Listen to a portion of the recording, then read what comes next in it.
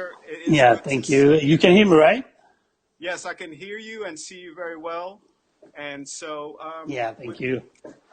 welcome to the Museum of Graffiti, our art talks. Thank you so much. And I'm sure you're as surprised as many that there is a dedicated museum for the art. Definitely, definitely. It's really exciting for us. We hope we can visit there, but it's a little bit far, you know. Yeah, well, virtually you can visit us and support us. We always tell Definitely. folks that we have an active system online where you could reach out to us. You could go to our shop to buy things that we support from works we support from other artists, and and that's also, I want to remind people that you can donate to the museum, right? We accept donations just to keep us going, which is important to Yeah. have everybody's support so we can do these talks with you. So that Yes. said, Baker, what I do normally, of course, I flip the screen so I can, excuse me, so that I can, oops, I'm actually going to need that light. But I want to just point at your beautiful hand style writing while I read about you, a quick something. Baker Yeah. One is a multidisciplinary graffiti artist and graphic designer based in Germany who was born and raised in Adana, which is in Turkey. Adana. Yeah. Adana, yes, Yeah. thank you for correcting me, where he studied industrial engineering. He has developed a style that is influenced by Turkish and Islamic calligraphy mixed with New York graffiti style.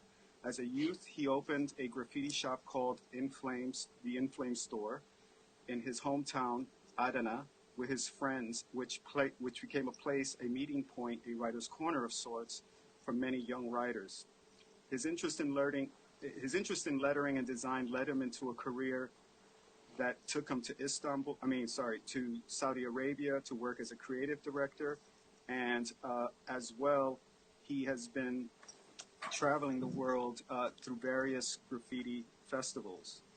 And Baker currently is being celebrated and known for his spray brush pack, which as we discussed earlier, was in association with Procreate, and which is widely used on the iPad. But we're going to dig deeper about you and this really unique phenomena about graffiti globally, right?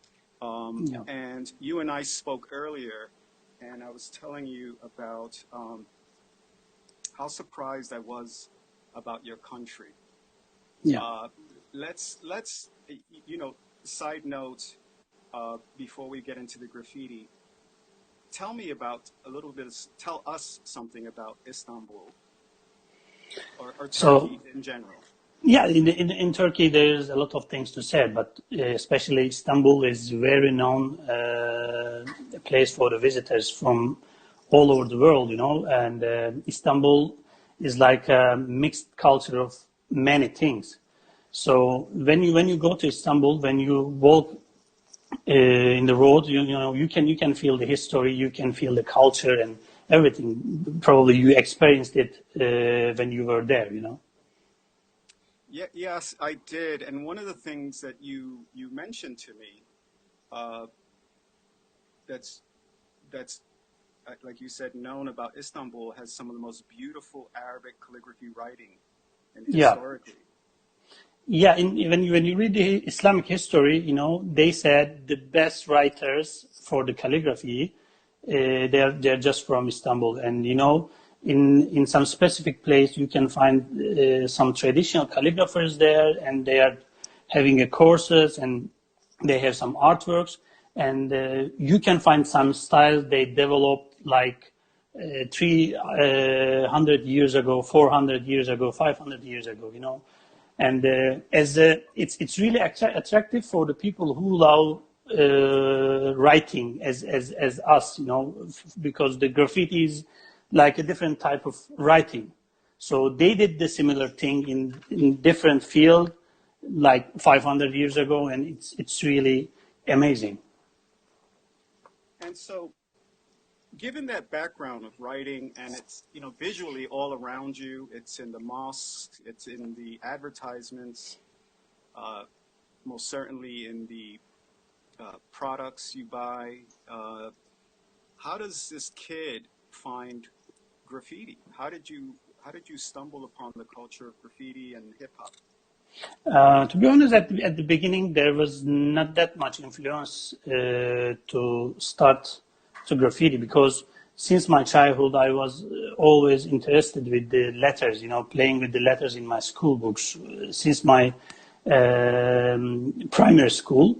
So when I was in my mid school, one of my friends just showed me a page from the Yacht magazine called Blue Jean, and it was managed by the Turbo, Tunç Dindaş from Istanbul.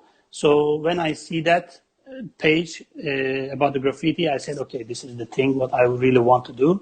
So we took some cans and start painting.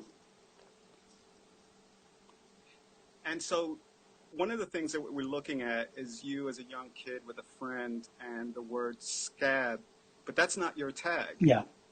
That was your crew. No, that was not my Tell tag. me about that. Yes. This was our crew, when we saw that magazine page, and we definitely suddenly decided to make a crew with two of my classmates. So we picked that name and we took some cans and we started writing scab. And I was writing nymph that time. I don't know how did I pick this name, but so we did this piece, and there's many pieces in that year. So especially that piece is still standing in my hometown. I have some pictures of it, but it's mostly faded, but still visible. And it's really nice feeling to see it after 20 years, And what is it that exists? Is it that they're not paying attention to graffiti, or does it add any value to that neighborhood? No. It's just like abandoned wall, and then, the surface was so scratchy, so the painting is not good for that surface, so that's why they didn't cover, I think.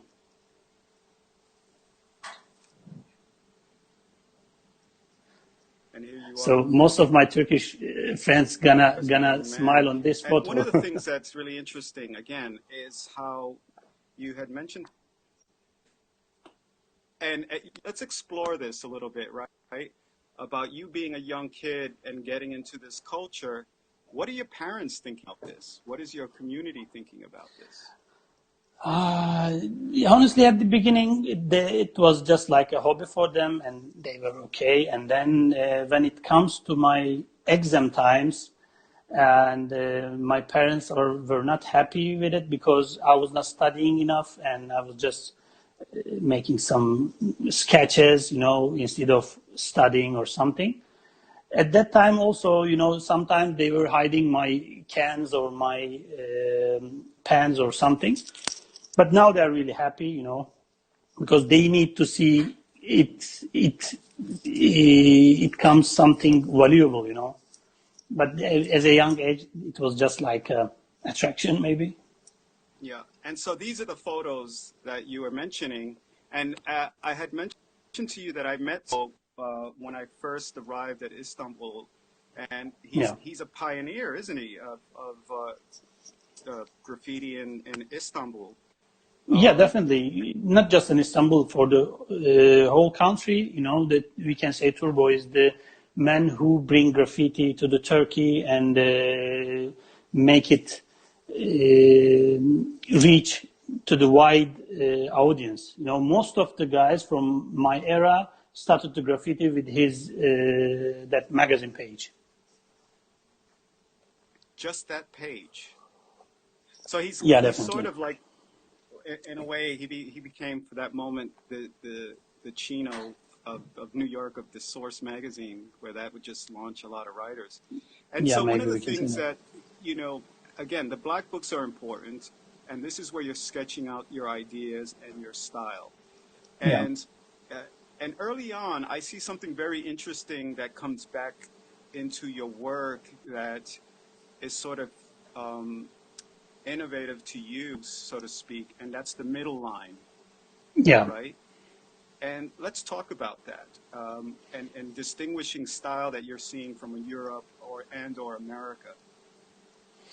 When I was back to my city after my high school, and in 2005, we were I met some other guys in my city who was doing graffiti in my hood, and we came together and making sketch and walls and every day. We were meeting every day. So when I was trying to improve my letters or trying to find something different, and I just spontaneously I just did some middle lines, and I looked at it and I said, "Oh, it's really nice, and maybe I can develop it." So I keep it since 2005.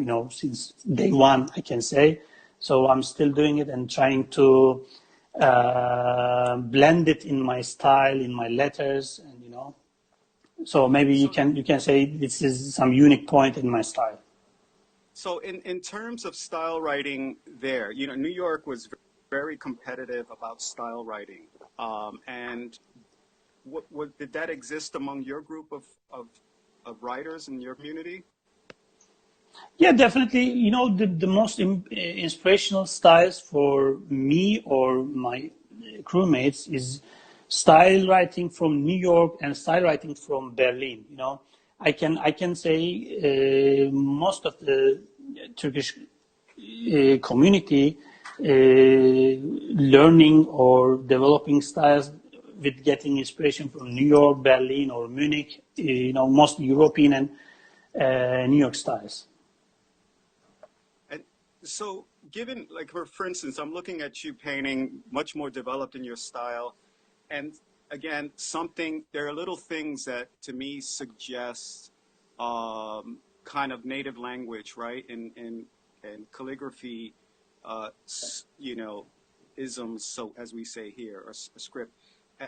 At this point in your style Yeah. writing, where was your relationship to Arabic calligraphy?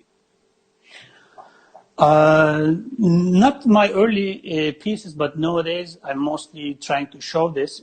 I'm trying to have the discipline of the calligraphy. The letter forms are going in similar directions, or when I change the directions, it's supposed to fit together. For example, when I'm doing letter B, there's a space under the B, and I need to put letter A there, and the balancing. I'm always getting inspiration from the calligraphy, because Yeah.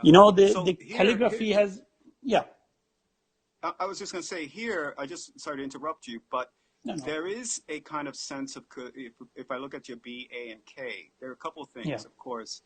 A bit of calligraphy, but also really pronounced is the middle line style, yeah. which I happen to like a lot. Thank you. And sorry to interrupt you, please go on. Yeah. As I said, I'm always trying to keep that discipline from the calligraphy or the lettering, because the balance of the letters are most important thing for me as a style writing. And also, that the parallel lines, and I'm trying to implement that line style on my style writing.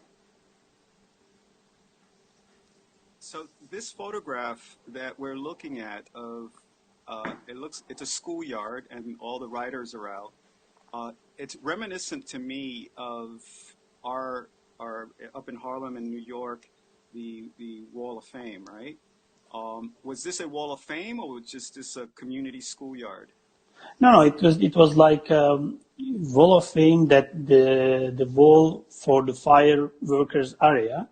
So it was like a legal spot for us, but after a couple of years, they just demolished it and built something else. But we did a lot of Hall of Fames over there. We got the whole young kids, and we meet there, and it was nice atmosphere there. And so, who were some of the writers that you were painting with? Some of the guys who were the best writers of that period? If I talk about my city, there was a couple of nice style writers at that time. For example, one of them is Ekawan, and another one is Maste. They are still painting quietly, not so active. And we mostly focused on style writing at that time. There was a couple of guys who was making characters, but we mostly focused on the letters and style writing. And it was when I told about my back in the days, I was really happy to focus on that. And what about the female writers. Were there any? Yeah. There was plenty of female writers. Maybe you cannot see in the pictures, but they were not so focused. They started, they painted in a while, and then they left it. I don't know why, but it's not just for the females. There was, I can tell you, 50 guys in my city who were really focused at that time, but after a couple of years, they just left it. So, it was like a trend in some cases. So what's interesting early on, because this is a language thing, right? It's very interesting that you write baker, as we know what a baker is in English language. But when you started writing nymph, when you were younger, was that a native word to Turkey in the language? No. I just opened the dictionary and, just picked something weird. Right. But it's always interesting to me about, graffiti and native language, right? With when writers actually paint in their native language. Why do you think you chose the English language for your name?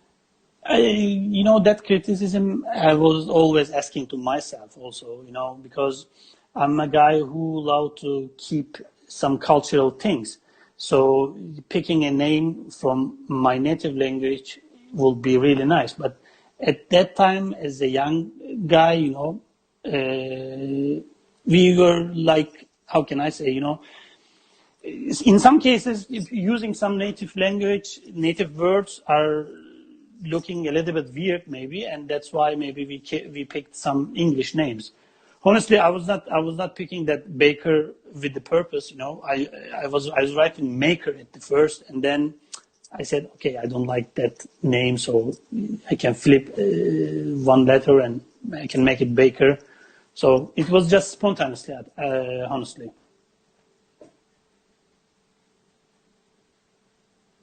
And so as we look at this, I presumably, is this a handball court? Or what? Tell me about this wall. This is a tennis court. It was a tennis court in Izmir where I was studying university. Okay. Yeah, it was like And so top of the mountain or something. Yeah, it's got a really nice vantage of Yeah. the village below.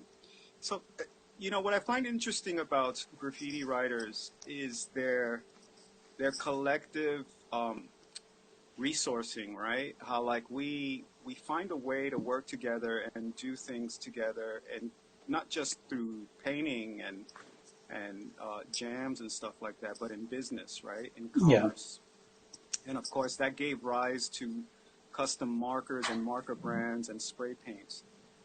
And you and your friends decided to open up In Flame. Tell me about this, why you needed to do this. When I was in my city before the university, we always have a problem about finding some quality cans, and there was a shop in Istanbul called Donut Store. Maybe you visited, and ordering from them, it was really hard for the young kids, and then we decided to open a small shop that we can supply that kind of materials. So, but at that time I was in university in Izmir, so me and my friend, we decided to open it. And it was really nice at the beginning because it was like a writer's bench. Most of the young guys was coming there, and they were meeting there, and they were making some sketch seasons, It was something like that, and it was really nice. When you talk with that young kids now, and they really miss that vibes, and they really love the place. But after 1.5 years, for some economical reasons, the guys there, they didn't manage enough. So unfortunately, we closed it. And so I know you carried a lot of Montana paint. Was there any kind of native brand paints that you guys were using before the European paint came over? Yeah, before that European cans, we were using some local brands called Akçalı, but probably they are producing in Europe. I don't know, but the quality was not that good. Here we see in the shop all the young kids hanging out and drawing, but also we see the products, right? You guys start screen printing your designs on shirts. Yeah, that time I was also doing some t-shirt designs, so we found some local suppliers to make some t-shirts. And again, this would come back to you later on in life as you progress. So one of the things that's really unique to graffiti in terms of kind of this self-sustaining ecosystem is that the writers publish their own magazines and books. Yeah. Once you start getting noticed, you're included in these books, right? In Yeah. these magazines. And so, given that you were studying engineering and you had a different trajectory for your career, what impact did it have to start getting really well known, and not just well known, but very good at style writing and painting your name? Honestly, as I said, there was plenty of guys who was focusing on style writing in my city, also in all of the Turkey. But since 2006, I just started to being interested with the digital designs. So I started digging some design programs. So it allows me to make my own designs and make my graphic designs. So after that time, I started to get some small commissions, and it opened some other doors. And also I started doing some digital pieces at that time. And when you have some opportunity to make your hobby as a business, so maybe you will not get that much interested about the engineering or something. So that's why it directed me to being a freelance designer or fashion designer or something else. And surely, like the festivals, the graffiti festivals that started developing like this one, you mentioned the meeting of styles, that once that kind of community support, I would imagine, starts coming in, that becomes really exciting for a young kid, doesn't it? Yeah, definitely. In Turkey there was plenty of festivals since 2000, let's say 3 or 4, but we were far a little bit, and that the communication was not that good at that time. But in 2008, I got my first invitation to Istanbul for the meeting of All Stars Graffiti Festival. At the same year, as you see in the photo, there was another event about the b-boying, Battle of the Years event for the first time in Turkey. So I did a small piece over there, and also I did a piece in that meeting of All Stars Graffiti Festival. So after 2 or 3 years, they did the same festival, and we were always there. And I really appreciate that invitation from the Met, who is organizing that events. Yeah, and let me ask you something. These festivals, who organizes them? Who sponsors them? This all meeting of all stars, I think, sponsored by MTN, that Spanish spray paint company, and also some local sponsors over there. Also, the part of the government was sponsoring that meeting of all stars event. And so this beautiful, I really like this Baker style, by the way. At this point, you're fully realized as in your aesthetic and your style, and you start traveling around the world to these festivals. Yeah. What impact is that having on you as you start, going beyond Istanbul? I mean, beyond Turkey, rather. In Turkey, before, it was a really excited exciting community about graffiti, but after some economical problems, it was not that active. So when you start traveling around Europe or some other countries, you can see that the graffiti community is more active and more bigger and better. So when I moved to Germany because of my wife, so I started traveling around my city and around all Germany, and I feel that they are really welcome to me, and it was really nice. And so in Germany, because Germany is just famously known for really strong letter writing, style writing, and a lot of bombing too, because they have the great metro system there. Yeah. Were you just on walls, or did you hit the metro system at all? No, I'm just painting on walls, and sometimes if we can catch some trash trains to have a fun, I'm usually on the walls and some trash trains. I don't prefer to going illegal, especially for a guy like me who has no citizenship or something. You don't want to be in struggle. Yeah, no, that I can understand. And so moving forward, right? Because I'm going to come back to this piece, right? Because one of the things you could see here is how well you're developed in your ideas, your painting skills, your color palette, your graphic design, and it's interesting because I've always said this about graffiti. It's graphic design. It's not just graphic design. It's lettering design. It's abstract design. It's definitely. You can say many things about it. Right, exactly. And so we got a lot to pull out of this. And you head back into the studio, and you mentioned your interest in digital design, and that, and you really focused on that in terms of your studio work. But it was balance for you, right, between the spray can and the computer.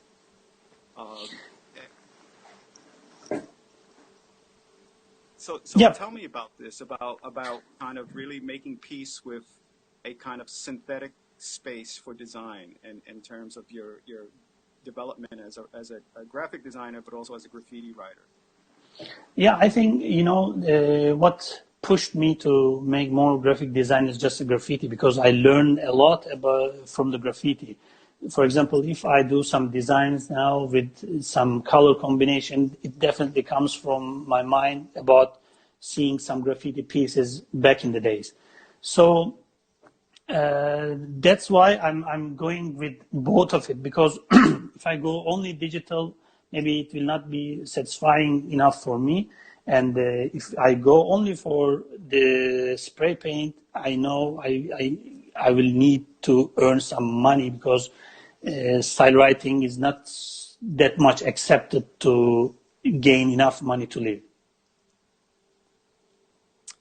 And so, I mean, in terms of commercializing it, you've done a really nice job in terms of bringing it to fabric, to clothing lines. And one of the things that I find really interesting in all this, in your designs specifically, some of these, is the let me adjust this, the homage you pay to the train culture in New York, right? Yeah, that the subway of New York is phenomenal, even if the graffiti on it or not, but that vehicle, or I don't know, that the shape is it's just amazing. I don't know, maybe it's in our mind, it's like that, but we really love it. And I always using that the design of the subway car on my pieces or the designs. Yeah, I'm trying to here we go. I'm just trying to get into this one T-shirt, and there's a Bronx tag on it. Yeah, that time I was designing for the local hip hop clothing company. So mostly these designs are influenced by some US brands like Tribal or Marc Echo or something. And The small note, I was getting influence from the tribal that time, but now I'm designing for the tribal. It was really a nice point to make me happy. That's cool, man. Those guys are family to me. I worked with them many years ago and helped them get online, and they have always had a great stable of talent, from Brown to Zodak, and Yeah, many definitely. others. You know, they're And big. big salutes to Bobby from here. Yeah, big shout out to Bobby. Yeah. And I'm not going to forget Carl because he was one of the founders as well. So, it's interesting, right? Because now graffiti is an applied art, right? And it's perfect for someone like you who Yeah. loves graphic design. So it's shoes, hats, on and on. Everything you can apply on. So does it being a kind of decorative, because there's two sides to this fence, right? You have the purists that say, look, you guys are selling out, you're commercializing it. And there are others that are taking advantage of commercializing it because other brands are stealing our aesthetic or even our designs straight out. Yeah, definitely. But you also get noticed for your work, which is interesting that you would be, for instance, you were mentioning about getting an award for design from Starbucks, right? Was that it? Yeah, this was in 2011, and there was a competition from Starbucks locally in Turkey about the autistic kids to raise the awareness. So I made this design, and it was it has the first place. So, and also they use that the sleeve for the hot coffee cups for a month in all Starbucks. And this one for Adidas, this was another competition you won. Yeah, and it was another competition locally in Turkey for Celebrate Originality, they call it. So I got the second place on that design competition. So when you're winning these competitions, what do you gain from it? For example, that from the Starbucks, you can reach more people. People knows you about these designs, but also you can get some prizes. Like I got my first MacBook from that Starbucks competition.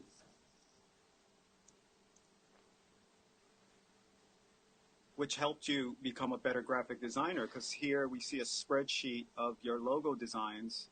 I'll zoom in on a few of them. This is a really nice one, the Aerosol Kings.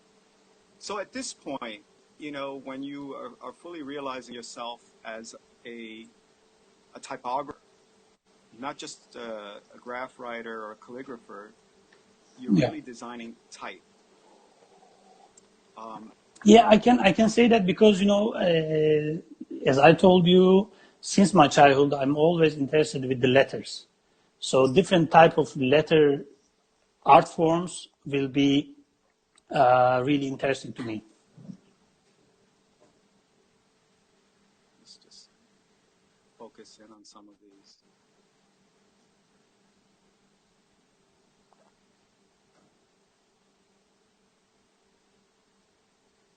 So one of the things that's interesting to me is that, again, you're in the zone. You're in the kind of graffiti graphic design zone in these type treatments.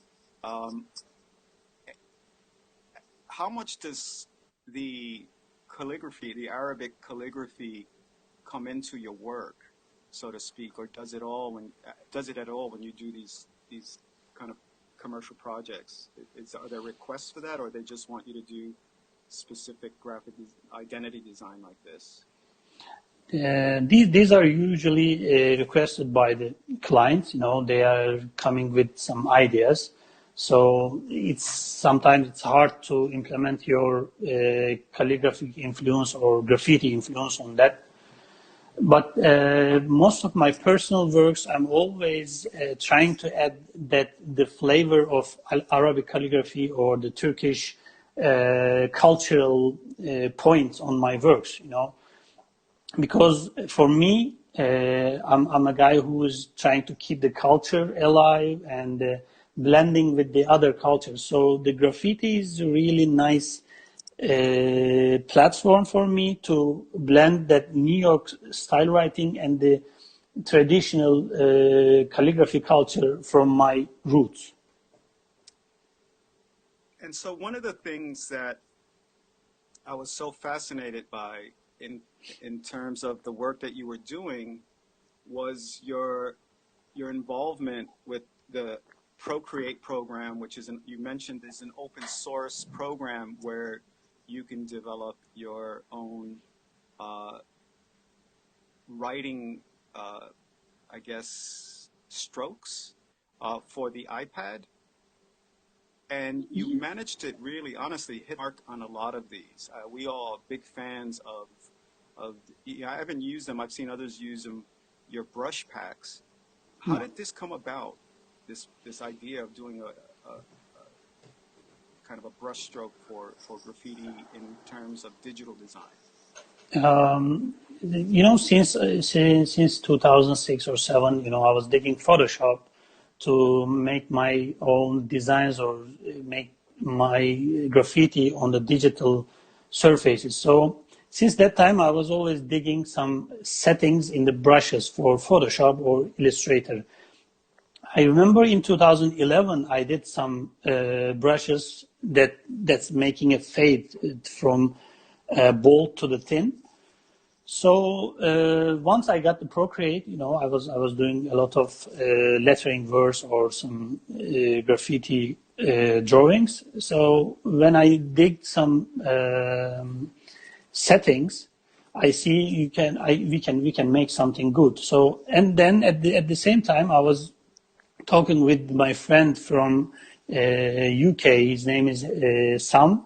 He's writing someone. So he did some brushes that looks like spray paint. So he inspired me, and I thought, okay, we can make it something look really similar to the spray can. So I start changing some settings and putting some source as a spray paint dot or something.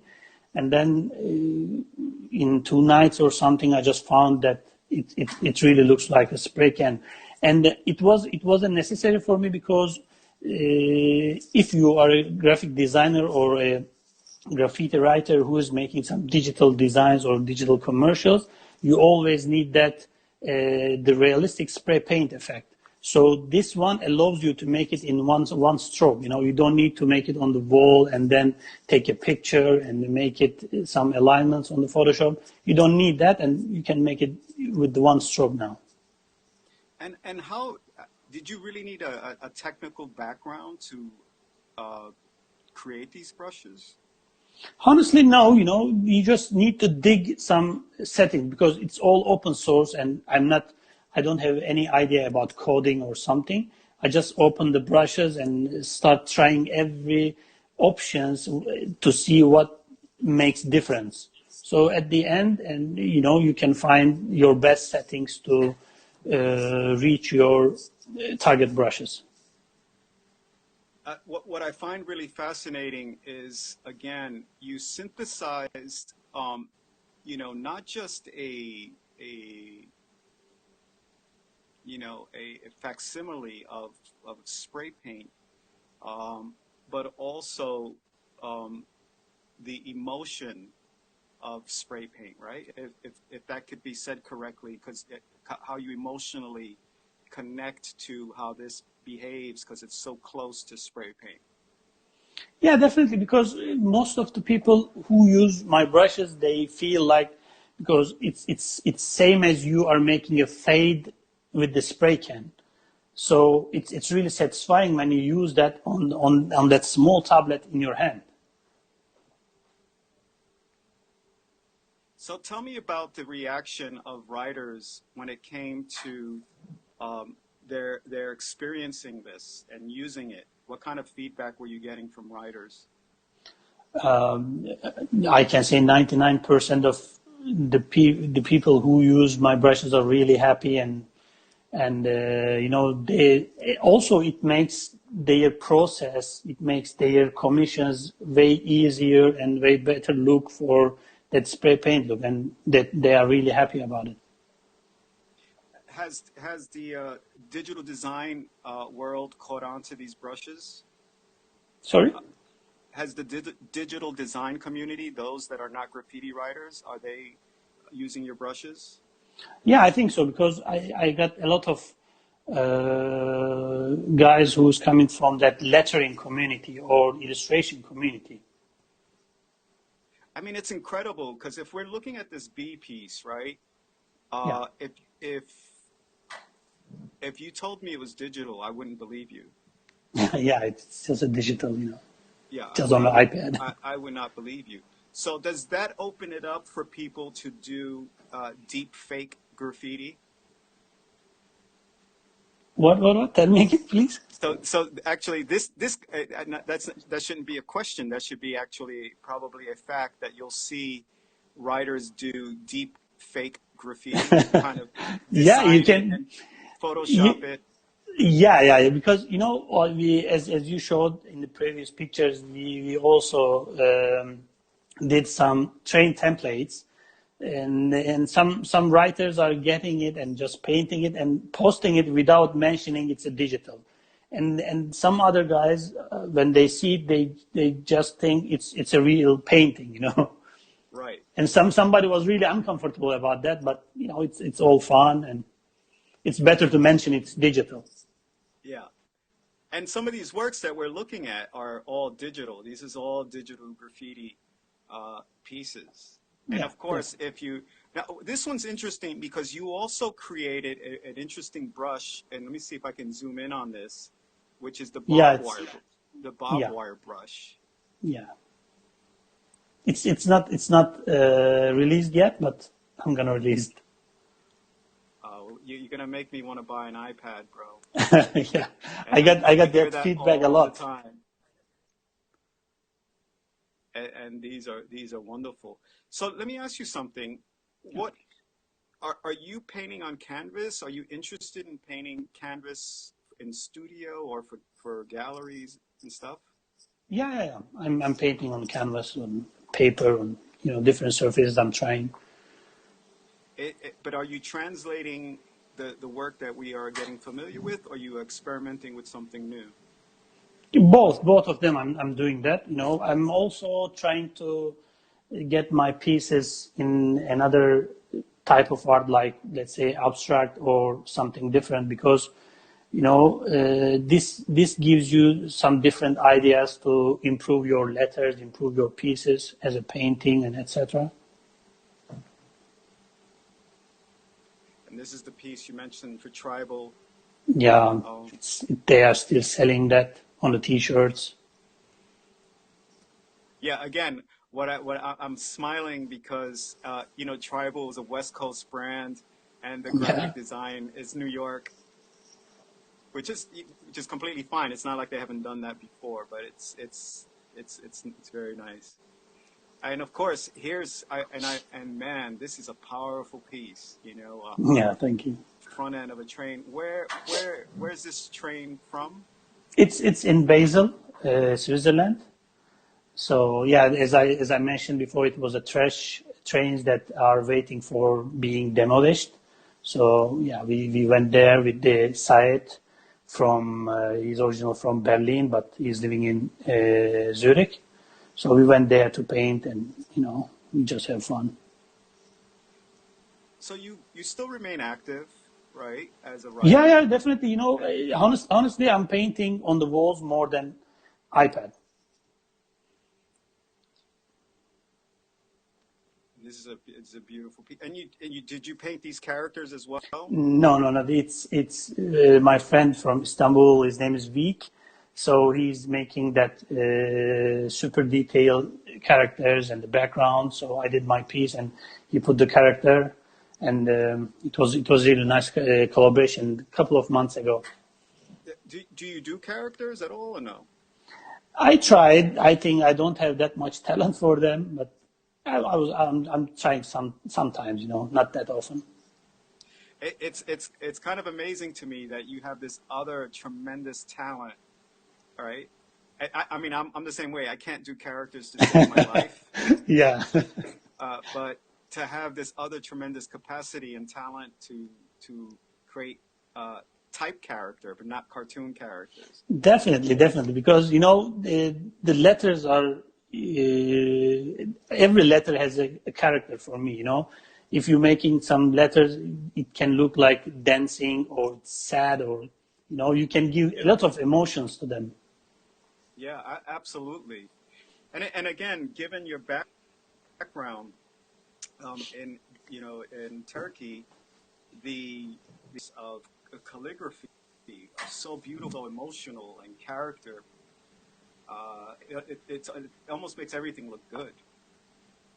Yeah, definitely. As we talked before, if you take the graffiti as a type of writing, because graffiti has totally different letter characteristic other than other art forms. So, if you look at this point, the calligraphy, the Islamic calligraphy or Turkish calligraphy, they start developing mostly 600 years ago, and they tried many different styles.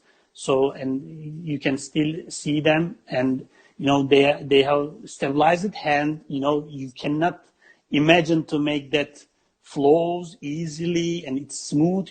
That's why I'm trying to implement that flavor to my pieces. There is a couple of artists did that before, and one of the biggest example is Cowboy 69 from Munich. He's Turkish, but he was living in Munich and now he's in Istanbul. And he did this, adding that flavor in end of 90s or beginning of 90s. So, it was amazing, and it is one of the most influencer style writer for Turkey. Let's see how it goes. Yeah, no, you're coming in. That's much better. So, Baker, we were talking about the cultural importance of calligraphy in your life and your work.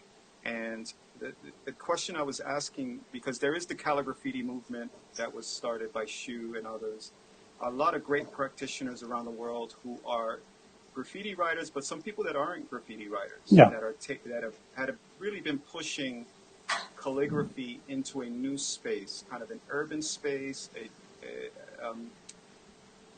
It's quite a departure in a way from traditional calligraphy, but not too far, because traditional calligraphy is very ornate and decorative with the writing, but also around the writing, right? Yeah. And so, do you think you have a place in your work in the calligraffiti movement, or that's not an interest to you, so to speak? For my traditional graffiti pieces, I can use that influence or the discipline, but the proper calligraffiti pieces is kind of different from that traditional style writing.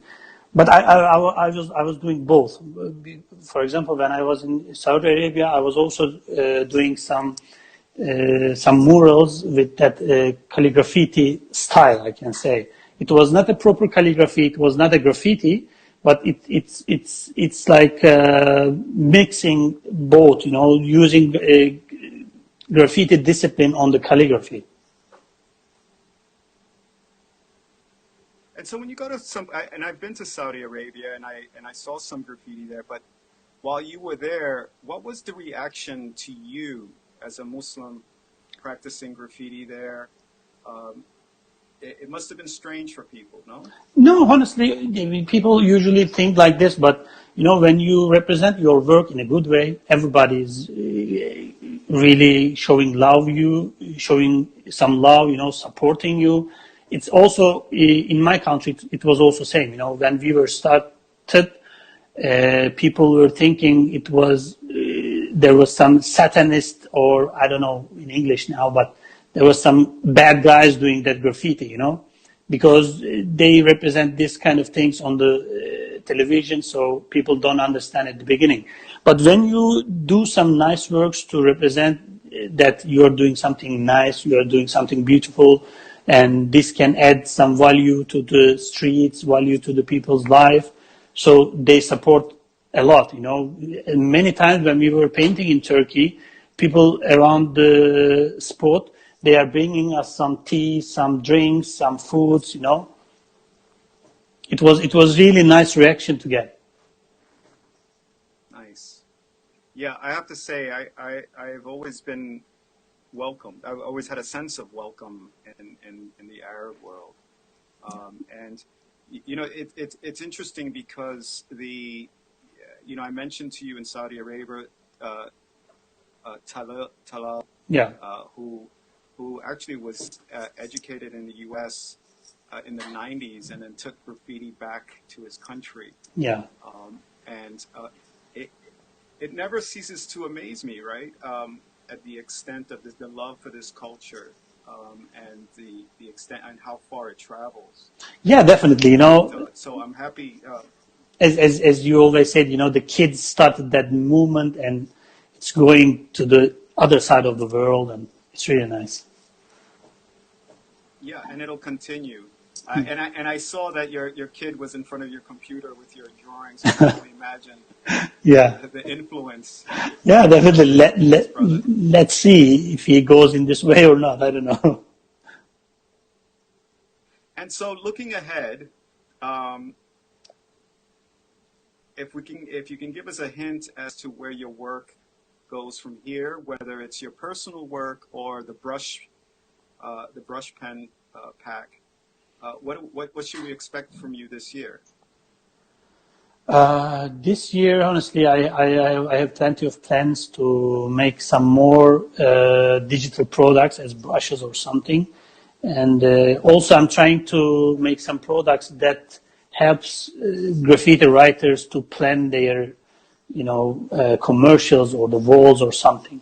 So other than that, I really want to paint more walls and more canvases at the studio because last 2 years I was quite busy because of my son. You know, he just born, and you know the first years was a little bit struggle. Of course. So yeah, this year I think I'm gonna have some more free times to make something in my head, and I hope I can do that. Baker, have you been to the U.S. at all? No, honestly, I was planning to visit this year or next year, but because of that COVID situation, it seems a little bit hard, and it will be a little bit delayed. You know. Let's see if it comes back. Baker, can you hear me? Yeah, you can hear me? Okay. Uh, yeah, I can hear you now. A quick question, because I'm not going to keep you very long. But have you been to the U.S. at all? No, I never been. I was planning to visit this year or the next year, but because of that COVID situation, I think it will be a little bit later. Understandable. Well, I hope that if you do come to the U.S., you visit me and the rest of the crew at the Museum of Graffiti in Definitely, Miami. definitely, definitely. You know, come get a suntan and chill out at the beach. Yeah, but But you know that I really want to visit many cities in US because of just because of that style writing. You know, I need to breathe that atmosphere. I- it, it so it's graffiti. It's not the Grand Canyon. It's not the Washington Monument. It's not Definitely, the Empire State Building. definitely. It's graffiti. Oh, Yeah, I hear you. I hear you, and I've heard that plenty. So, brother, yeah. so on behalf of the Museum of Graffiti, peace be unto you and your family. Thank you so much Thank you so much for for what you're having me. contributing. Yeah, it was my pleasure and really nice to hear you. Likewise, and again, keep pushing the envelope, and again, creating the products. Right, you're pushing us forward with the products, with the brush pens, and Thank we really you. appreciate that because, uh, again, we are maturing into that space, into the design space. Yeah. Technology plays a part in it, and for those who say, "Oh, that's not keeping it real," I heard that in the '90s when I was digital, and you heard it now, A but lot. now you're taking it very real.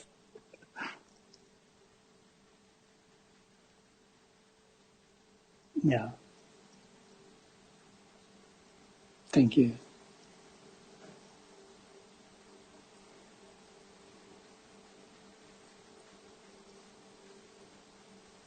For those of you that are joining us again, the first part of this interview is online already, so check it out. Oh, there you go. You're back. I held on for you. Yeah. Because I wanted to say a proper goodbye. Yeah. You know, and I was just thinking of you and your brush pack, so I hope others get to try it and use it in their work and advance their work through the work you've done. And that's playing it forward, and we appreciate that from you. Yeah, it's my pleasure. Thank you so much again. All right, my brother. Assalamu alaikum. Alaikum salam.